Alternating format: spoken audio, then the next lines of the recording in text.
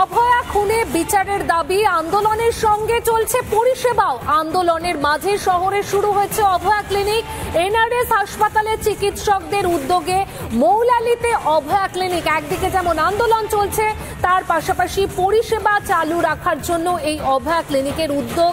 মৌলালিতে অভয়া clinic, আন্দোলনের মাঝে শহরে শুরু হয়েছে অভয়া ক্লিনিক। এনআরএস হাসপাতালের চিকিৎসকদের উদ্যোগে মৌলালিতে অভয়া ক্লিনিক।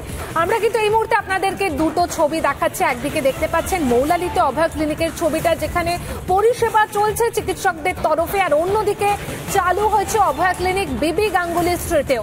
অভয়া কাণ্ডের প্রতিবাদে সামিল হয়েছেন প্রত্যেকে। চিকিৎসকরা লাগাতার আন্দোলন করছেন, কিন্তু তার পাশাপাশি পরিষেবা চালু রাখার জন্য তারা অভয়া ক্লিনিক চালু করেছেন।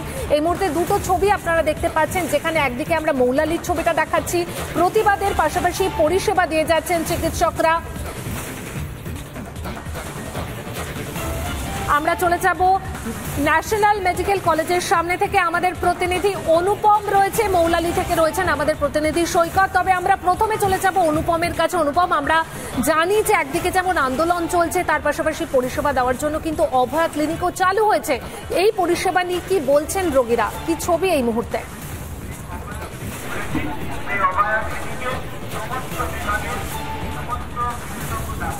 একদমই তাই। দেখো এই মুহূর্তে আমরা অনুপম তোমার কাছে আসবো, তবে এই মুহূর্তে কিন্তু আমরা যে খবরের দিকে নজর রাখবো, এই মুহূর্তে যে ব্রেকিং নিউজের দিকে আমাদের নজর রাখতেই হচ্ছে। ইস্তফা দিচ্ছেন জহর সরকার, তৃণমূলের রাজ্যসভার সাংসদ জহর সরকার, তিনি ইস্তফা দিচ্ছেন। আরজি কর কাণ্ডের প্রতিবাদ, আর এই প্রতিবাদের কারণে ইস্তফা। তৃণমূলের সঙ্গে সমস্ত সম্পর্ক রীতিমতন ছিন্ন করলেন জহর সরকার।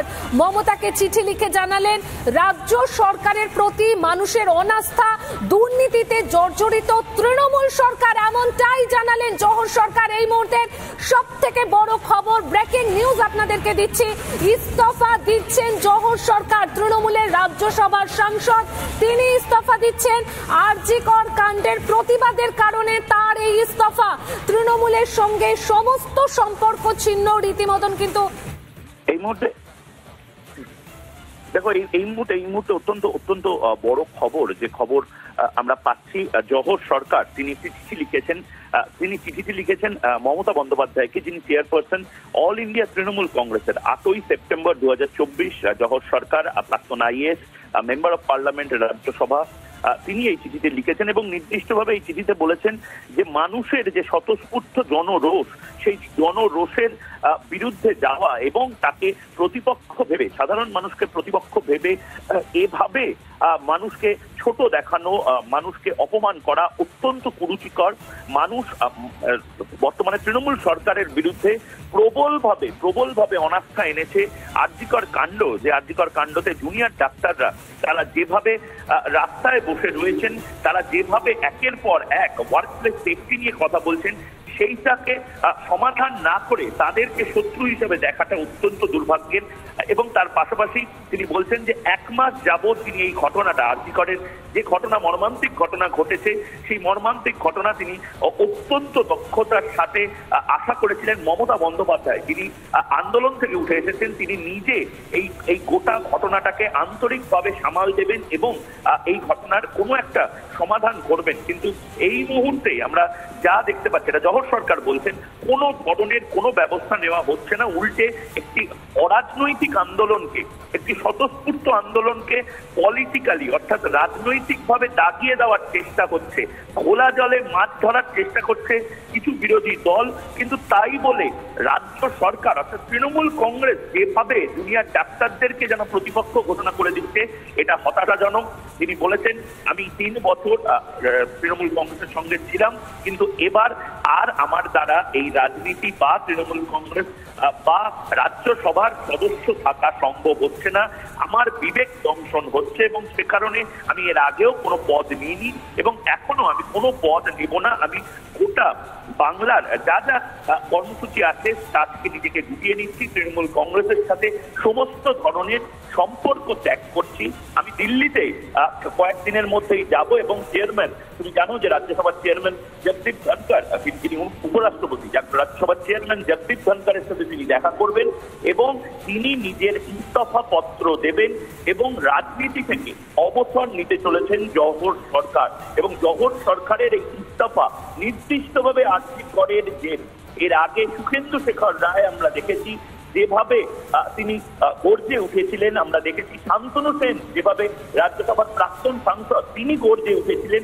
এবার জওহর সরকার তিনি শুধু গর্জে উঠলেন না, তিনি নিজের যে রাজ্যসভার সদস্য পদ সেই সদস্য পদ থেকে নিজেকে সরিয়ে নিলেন এবং ইস্তফা দিতে চলেছেন। অর্থাৎ একে একে নিভিছে যেহেতু তৃণমূল কংগ্রেসের সঙ্গে সমস্ত ধরনের সম্পর্ক একে একে বিভিন্ন মানুষ, বিভিন্ন রাজনীতিবিদ তারা একটু একটু করে দূরত্ব বজায় রাখতে শুরু করছেন। মমতা বন্দ্যোপাধ্যায়ের থেকে দূরত্ব বজায় রাখার কাজটা এই মুহূর্তে শুরু হচ্ছে। এই মুহূর্তে প্রথম ব্রেক রিপাবলিক বাংলায় জওহর সরকার সেই চিঠির কপি, সূত্র মোতাবেক আমরা যে চিঠি পেয়েছি সেই চিঠির কপি রিপাবলিক বাংলার হাতে এখানে এসেছে এবং রিপাবলিক বাংলা এই মুহূর্তে যে খবর আপনাদেরকে দেখাচ্ছে, জওহর সরকার ইস্তফা দিতে চলেছেন তৃণমূলের সমস্ত পদ থেকে এবং তার পাশাপাশি রাজ্যসভা থেকে মমতা বন্দ্যোপাধ্যায়কে সেই চিঠি লিখেছেন এবং মমতা বন্দ্যোপাধ্যায়কে চিঠি লিখে নিজের ইস্তফার কথা জানালেন জওহর সরকার।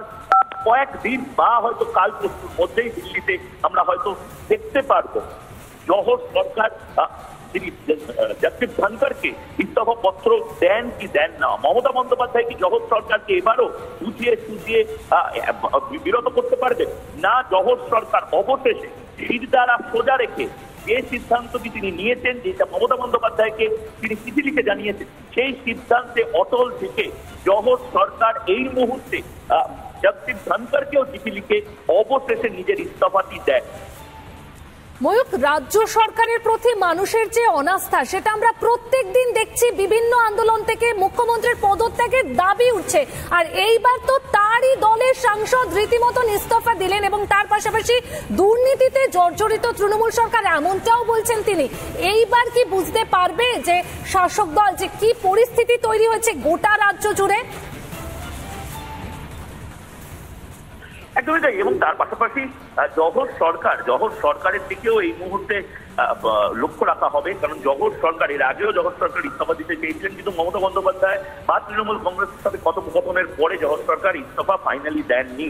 এবার অবশেষে শিরদাঁড়া সোজা রেখে জওহর সরকার কি রাজ্যসভা থেকে ইস্তফা দেন, জগদীপ ধনকরকে কি মেল করে, যেটা মমতা বন্দ্যোপাধ্যায়কে লিখলেন সেইটাই জগদীপ ধনকরকে কি লিখে সেইটা অবশেষে রাজ্যসভা থেকে এবং তৃণমূলের সমস্ত পদ থেকে কি ইস্তফা দেন কিনা, এটাই এই মুহূর্তে সবচেয়ে বড় আমাদের লক্ষ্য থাকবে। কিন্তু এই মুহূর্তে আমরা যেটা জানতে চাই যে এই মুহূর্তে আমরা যেটা দেখতে পাচ্ছি যে চিঠি মমতা বন্দ্যোপাধ্যায় কে দেওয়া যে চিঠি এই মুহূর্তে আমরা দেখাচ্ছি, সেই চিঠিতে অত্যন্ত গুরুত্বপূর্ণ দুটো পাঠ রয়েছে। তার মধ্যে একটি পাঠে জওহর সরকার বলেছেন যে যেভাবে ছোট বড় মেজ নেতা যারা কিছুদিন যাবত ছোট ছোট ঘরে থাকতেন, হয়তো গ্রামের কুড়ে ঘরে থাকতেন, তারা এখন বড় বড় গাড়ি করে ঘুরছেন, বিপুল সম্পদ তারা পেয়েছেন। এই যে বিপুল সম্পদ, সেই সম্পদ আসছে কোথা থেকে? এটা শুধু জওহর সরকার নয়, সাধারণ মানুষেরও খারাপ লাগছে বলে জওহর সরকার মমতা বন্দ্যোপাধ্যায়কে জানিয়েছেন। এবং তার পাশাপাশি তিনি বলেছেন যে পরিমাণ স্বতঃস্ফূর্ত জনরোষ তৈরি হচ্ছে, এটাকে তৃণমূল সরকারের বিরুদ্ধে অনাস্থা বলা যায়। এই অনাস্থা তৃণমূল সরকারের বিরুদ্ধে, এই অনাস্থা রাজ্য সরকার বা মমতা বন্দ্যোপাধ্যায়ের বিরুদ্ধে, এবং এই অনাস্থা বা total no confidence against the government, এই নির্দিষ্ট শব্দটা বলেছেন। এটার পর তার রাজ্যসভায় থাকা কোনো নৈতিক দায় থাকে না বলে তিনি জানিয়েছেন। বেশ ময়ূক, আমরা কথা বলছিলাম সিনিয়র এডিটর ময়ূক রঞ্জন ঘোষের সঙ্গে।